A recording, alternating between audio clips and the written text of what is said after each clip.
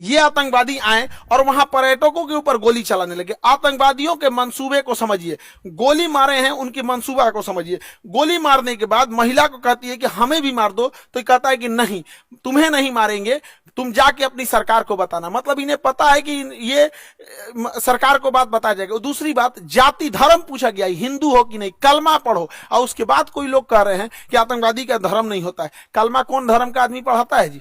हाँ, इतनों में आंख नहीं खुल रहा है। यहाँ पे एकदम शर्म लिहाज घोल के पी गए हैं, किसी के सामने निहत्थे को मार दिए हैं। इससे कश्मीर में जो सबसे बड़ी समस्या आएगी, हम लोगों को जब धारा 370 हटा था तो 5 साल लग गए ये चीजों को नॉर्मल पटरी पे लाते हुए। उसको 5 मिनट में सब रौंद के चला गया। सब कौन पर्यटक वहां जाएगा? पर्यटक जिनके पास ज्यादा पैसे होते हैं वही लोग। गरीब आदमी का मतलब पर्यटन मतलब कौन सी होता है? ननिहाल चल जाता है, पर्यटन मतलब हो गया, नानी के घर घूम लिया, हो गया, पर्यटन हो गया है। लेकिन ये लोग जो जा रहे थे भारत के अन्य हिस्सों से, अभी उन पे क्या बीतेगी? पूरा मनोबल तोड़ के रख दिया। ये सब अपने मंसूबे में कामयाब हो रहे हैं। इससे क्या होगा बताइए? पहलगांव में ना कोई फैक्ट्री है, ना कोई इंडस्ट्री है, कुछ है ही नहीं है। पर्यटन से ही इनकम होता है। तो इन लोग की इनकम डूबेगी। जब इनकम डूबेगी, गरीबी आएगी, गरीबी आएगी, अनएम्प्लॉयमेंट बढ़ेगा। और यही पाकिस्तान चाहता है। और इस हमले के बाद केंद्र सरकार एगो सर्जिकल स्ट्राइक करेगी। देखो, सर्जिकल स्ट्राइक जरूरी है, लेकिन सर्जिकल स्ट्राइक कोई इलाज नहीं है। सर्जिकल स्ट्राइक हमेशा सेना करते रहती है। 50 गो आतंकवादी मार देंगे तो क्या भरपाई हो जाएगा? हमारे 28 मासूम लोग मारे गए, इसकी भरपाई 50 गो सैनिक। 50 गो मतलब क्या होता है? पाकिस्तानी एगो मिलकर 50 गो जन्म दे देगा।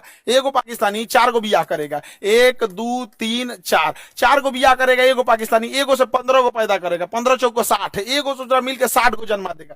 जन्म लेने में क्या जाता है?